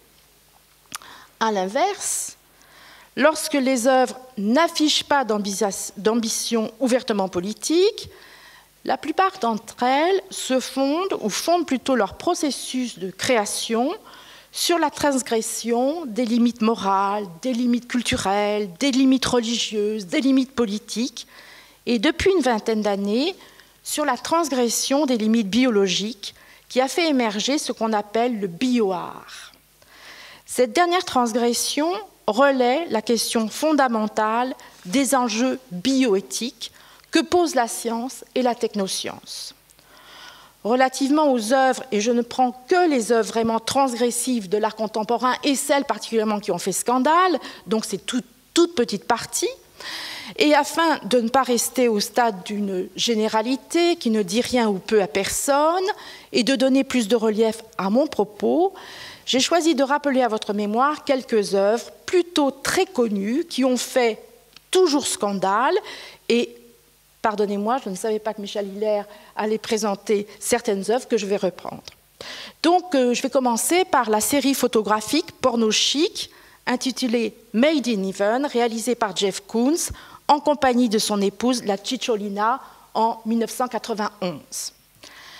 Une autre œuvre qui était un peu avant, même quelques années auparavant, mais qui vaut le coup aussi d'être présentée, c'était une performance de Carol Schneemann en 1975 et qui était intitulée Interior Scroll et qui, lors de celle-ci, déroula un texte féministe qu'elle sortait de son vagin. La photographie Peace Christ de Andrés Serrano, sur laquelle je ne reviendrai pas puisqu'elle a été formidablement présentée. La vidéo performance Cuba de Santiago Serra, c'est une œuvre de 2000, et qui invite des hommes en grande précarité. Ils sont invités donc à se masturber devant une caméra contre quelques deniers. Enfin, je ferai référence au dispositif bio-artistique d'Orlan, de Wim Delvoye et à la greffe d'une oreille sur le bras de l'artiste australien Stellark. Ces trois bioartistes proclament le corps biologique obsolète et n'ayant d'avenir que s'il est augmenté de prothèses et d'appareils technologiques. Toutes ces œuvres posent donc des questions morales, des questions éthiques sur l'humanité d'aujourd'hui, c'est-à-dire sur ses croyances, ses certitudes et sur ses incertitudes quant à l'humanité de demain, notamment sur les rapports au monde que l'humain entretient depuis les bouleversements de la mondialisation et des nouvelles technologies qui ont profondément révolutionné les pratiques, les usages, les mœurs, les métiers et, pour tout dire, les modes de pensée et de vie. L'éthique artistique, compte tenu de l'hétéronomie des œuvres, a donc évolué. Dans un second temps, je soulignerai que les conditions sur lesquelles se fonde l'actuelle éthique du monde de l'art sont celles que le critique d'art américain Harold Rosenberg a appelées une dédéfinition de l'art, dans un célèbre texte éponyme. Je le cite, « Nul ne peut dire avec certitude ce qu'est une œuvre ou ce qui n'est pas une œuvre d'art. » Ceci était écrit en 1962. En effet, les matériaux, les procédures, les dispositifs, la conception même d'une œuvre empruntent à d'autres activités par nature non artistiques et ou entretiennent de grandes porosités avec d'autres champs, réalisant le projet de fondre la vie et l'art, comme le préconisait Alan Capro. Ce qui montre les 1001 façons de concevoir et réaliser une œuvre plastique, et pour ce qui nous intéresse, de comprendre que l'éthique artistique est nécessairement tournée vers l'innovation et aussi vers un rejet de la tradition et des valeurs qui lui étaient attachées. À cette condition s'ajoute presque, j'oserais dire, une éthique de la transgression. À vrai dire, l'artiste, s'il veut avoir quelque chance d'être reconnu, le contenu de son œuvre a tout intérêt à fustiger, et on le voit bien avec Peace Christ, les anciennes tutelles religieuses, et ou témoigner radicalement par son œuvre de ne pas être ankylosé par l'éthique bourgeoise, mais l'éthique bourgeoise 19e, ou encore être englué par des attaches ancestrales. Faire bouger les lignes, être ouvert, sont des idéologèmes que les critiques d'art et les médias aiment à répéter en boucle afin de faire valoir le seul credo auquel l'artiste, forcément rebelle, doit se soumettre. Alors je ferai juste une petite parenthèse, je sortirai des champs du art plastique parce qu'effectivement, je suis toujours un petit peu surprise qu'on parle de Johnny Hallyday comme un artiste rebelle. Donc permettez-moi d'en rire, et effectivement, en tous les cas, il est présenté comme rebelle. Rebelle dans l'institution, ça me paraît toujours être une contradiction, mais c'est comme ça. Cette injonction, en est-elle une, je n'en sais rien, continue, en tous les cas, qui est connue depuis l'éthique artistique romantique, souligne combien la question de la limite à dépasser est cardinale dans un processus de création, si l'artiste veut que celui-ci se prolonge en processus de légitimation. En fait, le petit corpus d'œuvres que j'ai simplement cité fait valoir effectivement une belle diversité d'expressions artistiques et de pratiques, et a le mérite de présenter une unité que j'ai évidemment construite, dans la mesure où les œuvres ont en commun d'avoir été conçues dans l'irrévérence, testant ou repensant toujours la limite du représentable. La porosité avec la pornographie, le sacrilège religieux qu'un crucifix trempé dans de l'urine peut susciter, j'ai dit peut susciter, pas chez tout le monde, l'exposition et la confiscation d'une intimité déshumanisée ou d'une humanité humiliée parce que filmée, serait presque de nature à rendre cette question de relation entre art, morale et éthique complètement inactuelle. Tant ce serait une affaire entendue, classée, tant le monde de l'art serait parvenu à faire adopter son éthique et entre autres à faire admettre que l'art soit un territoire privilégié où la morale et l'éthique humaniste seraient des critères de mauvais goût, poussiéreux, s'il fallait y faire référence pour juger d'une œuvre. La raison éthique évoquée par un Alan Caprow, et je ne cite que lui parce que sinon je n'en sortirai plus, serait qu'une œuvre, telle que ses conditions l'y autorisent, aurait pour mission plus ou moins explicite de libérer le sujet individuel et collectif de ses carcans, de le désenclaver de ses habitudes, de l'émanciper de toutes les conventions et tutelles de quelque nature que ce soit. Ainsi, pour répondre à ce projet d'émancipation du sujet, l'art n'aurait plus d'interdit, plus aucune limite, suggérant en creux une nouvelle éthique à suivre. À examiner certaines œuvres conceptuellement transgressives de la première moitié du XXe siècle, force est de constater qu'elles travaillent dans un même sens, pour la plupart, suivent une certaine logique, car elles s'accordent aussi bien sur les valeurs individualistes, c'est toujours le sujet, c'est l'artiste, l'œuvre commune n'est quand même pas tout à fait appréciée dans ce milieu, il y a un marché, donc il faut que l'œuvre soit effectivement représentée par un artiste, une signature, donc c'est pour ça qu'on parle de valeurs individualistes, et même intéressant, souvent on a vu ces œuvres être tout à fait défavorables au progrès technologique. Et là, je fais référence aux dadaïstes, aux surréalistes, aux landartistes, à l'arte povera. Et effectivement, il y a une forte critique. Ils se disent volontiers progressistes quand ce n'est pas un tantinet utopiste. Ce qui renvoie à la généalogie de la tradition moderne de la rupture de l'art occidental. Bernard Hiller a parlé de Courbet, moi j'oserais parler de Manet. En fait, effectivement, il y a eu avec Manet, et notamment avec Olympia, que vous connaissez tous, cette femme nue présentée sur un sofa, effectivement, ça mettait en évidence le désaccord entre l'art et la société. Ce que le philosophe Adorno théorisera plus tard avec son concept théorique d'esthétique négative. Le philosophe allemand prônait en effet l'impérative nécessité pour l'art moderne de mettre en exergue les frottements ou les conflits internes à une société, invitant l'art à mettre la tête à l'envers à la logique de la domination et à la raison instrumentale. En d'autres termes, il s'agissait de briser les codes, mettre en déroute les normes artistiques et esthétiques et avec elles les convenances sociales de la bourgeoisie du XIXe. Ainsi, si ces principes artistiques et esthétiques ont prévalu dans la première moitié du XXe siècle et même un peu au-delà, la question c'est, sont-ils encore et toujours valables aujourd'hui?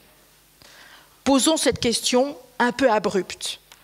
L'art contemporain met-il en déroute les convenances sociales? Invalide-t-il les valeurs éthiques, politiques, idéologiques? Mais cette fois-ci, je parlerai de la bourgeoisie du XXIe siècle, c'est-à-dire la nôtre, et non pas celle du XIXe.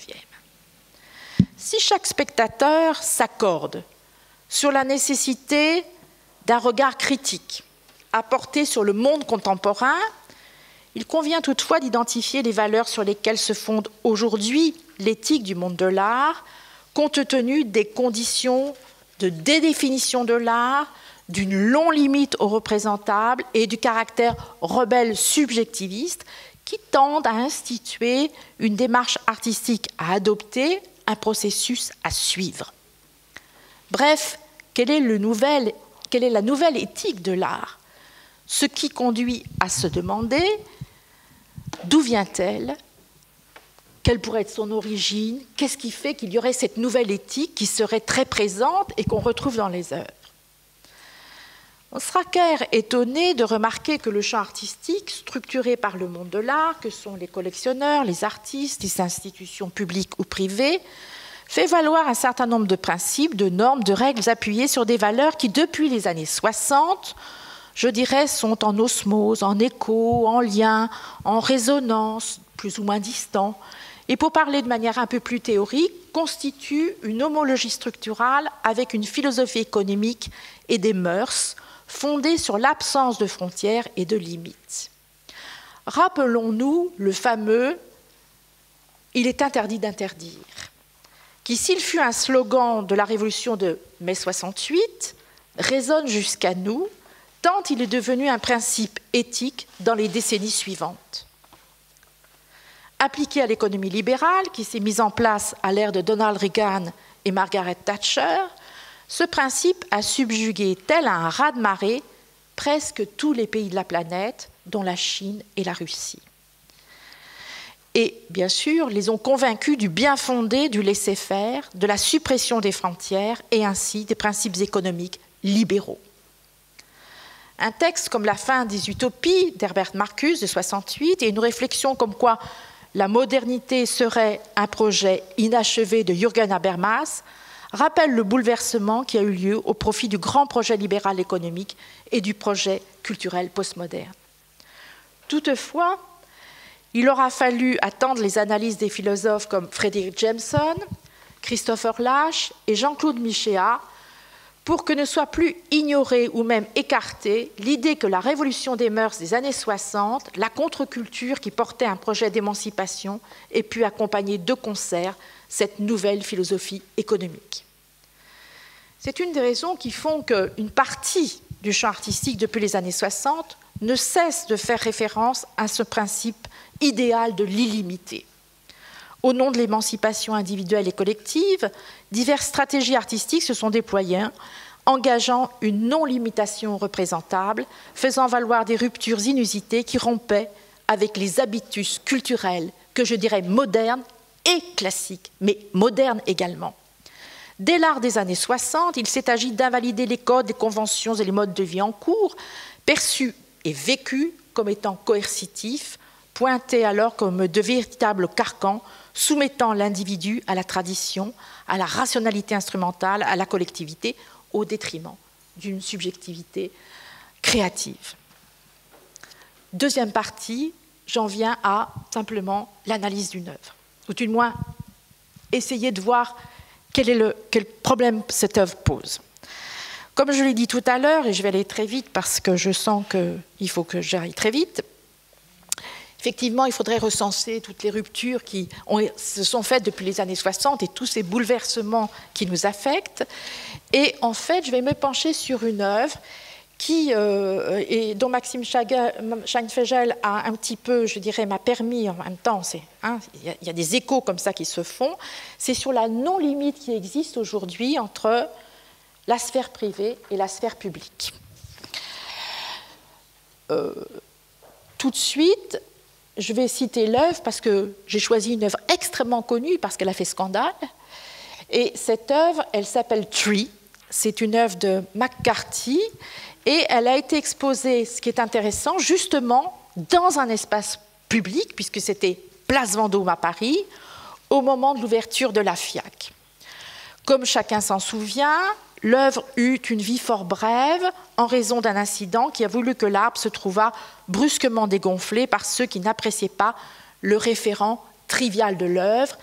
Effectivement, c'était présenté comme un arbre de Noël et certains, ou même McCarthy, s'en amusaient parce que, en fait, ce qu'il a présenté aussi, c'est un plug anal. Bref, donc des réactions assez violentes.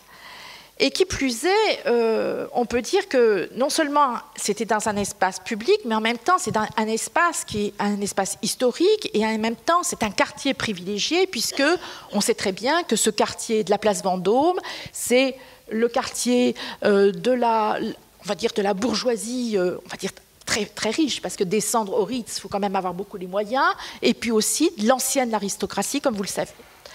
Bref, de prime abord, tout pousse à émettre que ce vandalisme a eu lieu pour une question d'ordre moral. Les auteurs inconnus, je crois, jusqu'alors, du vandalisme, effectivement, n'ont pas accepté que cet objet, cette œuvre, soit liée à des relations intimes et qu'il soit exposé, voyant en lui une représentation amorale, un objet de régression, ramenant l'humain à son analité. N'étant pas dépositaire, je vous dis tout de suite, du bon ordre moral, ce qui m'intéresse dans ce cas se rapporte à l'enjeu éthique, politique et idéologique que l'œuvre soulève. Manifestement, deux groupes sociaux se sont opposés sur la valeur esthétique de l'œuvre.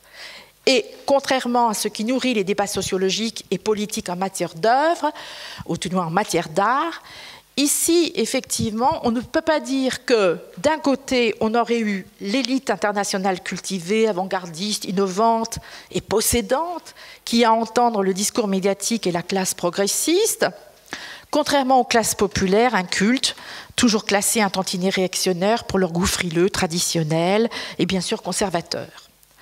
Les classes populaires n'ont pas été informées, puisqu'elles n'ont été informées bien plus tard, c'est-à-dire au moment où, effectivement, le vandalisme avait eu lieu. Donc, autrement dit, on se retrouve là, devant une situation intéressante, parce qu'il y a une vive opposition entre, effectivement, deux classes sociales, ou tout du moins qui appartiennent à la classe dominante, dont se rappellera-t-on qu'une fraction est en veine de capital culturel, économique et symbolique, et pour cela s'ingénie à remplir sa fonction historique de mécène auprès de l'art dit contemporain par des acquisitions conséquentes et trébuchantes. Tandis que l'autre est plus encline, on va dire la bourgeoisie traditionnelle pour aller un peu plus vite, plus encline à effectivement à partager, à préserver le patrimoine artistique ancien. Alors, bien sûr, tout ça n'est que très grossier parce que et parfois tout ça se superpose. Cette simple répartition des rôles et des goûts met en évidence que nouvelle bourgeoisie et bourgeoisie traditionnelle, en ne partageant pas les mêmes goûts en matière d'art, ne partagent pas non plus les mêmes visions du monde ni la même éthique. La nouvelle bourgeoisie, riche de ses investissements en bourse grâce à la mondialisation et au développement des nouvelles technologies, entretient un rapport au monde qu'elle souhaite sans frontières. Car toute limite de quelque nature que ce soit lui paraît insupportable et immédiatement dénoncée comme restrictive, coercitive, freinant tout processus de développement aussi bien personnel qu'industriel et qu'économique. En un mot, toute frontière est un obstacle à son idéologie du progrès en faveur de la croissance économique. Ce qui permet de poser le concept de limite, de règle morale, de principe, de loi du père en référence à la psychanalyse, comme étant évidemment non conforme à son éthique. Dès qu'il y a une barrière, c'est non conforme à cette éthique-là, et au creux duquel la déliaison est plutôt promue au rang de dynamique émancipatrice, seule vertu reconnue en mesure de libérer l'individu de toute convention, comme de laisser croître la production industrielle, la production artistique et culturelle. Bref, je vais en arriver à mon conclusion parce que je ne peux pas continuer. J'aurais bien voulu vous citer effectivement quelles ont été certaines réactions des uns et des autres, comment les uns ont soutenu effectivement cette œuvre, comment d'autres, au contraire, étaient, on va dire, peu mutiques là-dessus. En tous les cas, ma question est celle-là. Quand nous avons affaire à cette œuvre et avec la question de l'éthique, est-ce que nous devons effectivement contenir notre approche dans la seule sphère artistique et esthétique? Et effectivement, voilà la question qui se pose, parce que je ne peux pas comprendre. Enfin, moi, je n'ai jamais compris et je me suis posé toujours la question, mais d'où vient effectivement cette nouvelle éthique, ce goût pour ce franchissement des limites? Et je ne peux le comprendre que si, effectivement, je me rapporte, je me déporte, je sors de la sphère artistique, de la sphère esthétique, et je ne comprends effectivement qu'il y a un partage entre le monde de l'art, l'éthique du monde de l'art, ont la même éthique que, en fin de compte, ceux qui appartiennent effectivement à l'économie politique. Il y a là une même vision du monde libéral, une même nouvelle éthique, aux yeux de qui imposer une limite aux représentables est résolument obsolète, ringard, car non conforme au projet libéral de la bourgeoisie, aujourd'hui transnationale. Donc, je vais juste en terminer par une citation, tout du moins qui nous a donné Wim Delvoye, donc un artiste. Je laisse. C'est une citation que j'ai prise dans le Huffington Post d'il y a à peu près un an, parce que justement c'était dans le journal donc, du 29 septembre 2016.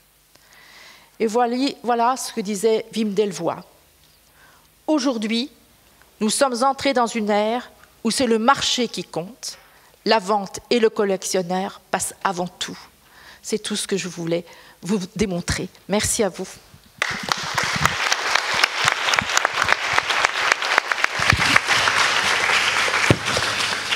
Merci beaucoup Valérie, je suis désolé d'avoir dû sortir le petit mot de coin de table, il ne vous reste plus que.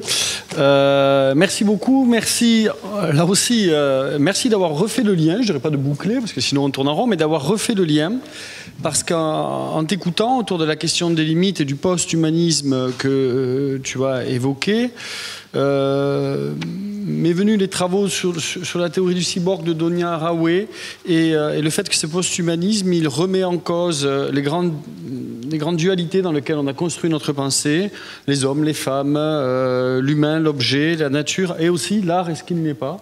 Et que dans cette grande redistribution, eh bien, ces grandes redistributions, elles sont reliées à la technique, dont on a parlé tout à l'heure. Elles sont liées à des outils, elles sont liées à des œuvres, et elles interrogent l'humain, et questionne l'éthos avec de nouveaux concepts, de nouvelles éthiques, tu l'as dit, et aussi de nouvelles poétiques avec un H, par lesquelles aussi nous avons commencé. Donc, je suis ravi de ne pas avoir à trop travailler, parce que voilà, le tissage s'est fait tout seul. Et je peux donc demander juste à l'assistance, qui, je le sais, a probablement faim, et je sais que certains sont pressés, mais on peut peut-être prendre juste le temps. Je regarde Anita pour 5 minutes maxi pour une ou deux questions. Oui, donc je suis économiste et je travaille sur le marché de l'art.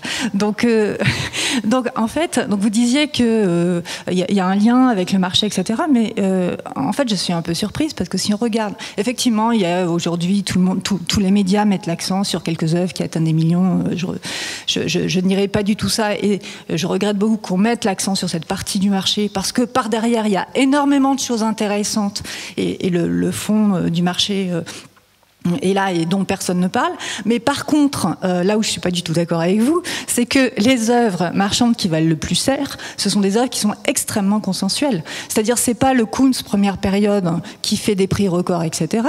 C'est le Kunz gentil avec son Bellon Dogs vendu à je sais pas combien de millions d'exemplaires et qui là, au contraire, c'est une esthétique qui est très très très gentille et très douce. Et je pense que le contexte que Michel Hilaire soulignait en disant les œuvres qui sont présentées en intérieur ou extérieur et en fait il y a des œuvres, on ne sait pas du tout quand est-ce que ça va créer un scandale ou pas. C'est tout à fait vrai parce que vous preniez l'exemple de Catalan. Il a été présenté à la Monnaie de Paris l'année dernière, au même endroit où avait été présentée l'exposition de McCarthy. D'ailleurs, le public n'a parlé que du plug anal et pas du tout de l'exposition de McCarthy qui avait à l'intérieur de la Monnaie et qui était extrêmement intéressante, à mon avis. Et par contre, alors que le plug anal n'avait aucun intérêt, je pense aucun intérêt, mais bon, ça c'est un autre élément. Mais l'exposition qui avait à l'intérieur de la Monnaie était extrêmement intéressante. Mais le Catalan n'a fait bouger aucune ligne, alors que c'était peu ou prou dans le même endroit. Donc je pense que l'idée de contexte, et on ne sait pas du tout quand est-ce qu'une œuvre va faire scandale ou non, là c'est une question qui est vraiment importante parce que cette idée d'éthique, à un moment donné, il n'y aura rien, et puis l'année d'après, une œuvre qui a fait scandale exactement au même endroit, mais à plein d'endroits différents, ne provoquera rien du tout. Voilà. Alors, je vais juste répondre assez vite. Je suis tout à fait partisane, bien évidemment, et j'ai quand même ouvert un master qui s'appelle Pratique plastique contemporaine. Pourquoi ? Parce qu'effectivement, je suis convaincue qu'il y a des pratiques extrêmement nombreuses, foisonnantes, extrêmement intéressantes, dont on ne parle que peu ou jamais. Et à côté, on a un art, et en introduction, j'ai bien précisé que je parlais uniquement de l'art légitime, institutionnalisé, et que ça n'était qu'une partie. Bon. Ensuite, il est certain, en tous les cas, que vous parlez surtout du spectateur, hein, quand l'œuvre va-t-elle faire scandale. Mais là, à ce moment-là, on se place du côté de la réception. Et je pense qu'il y a une éthique de la réception qui n'est pas forcément celle, effectivement, de la création. C'est un petit peu différent.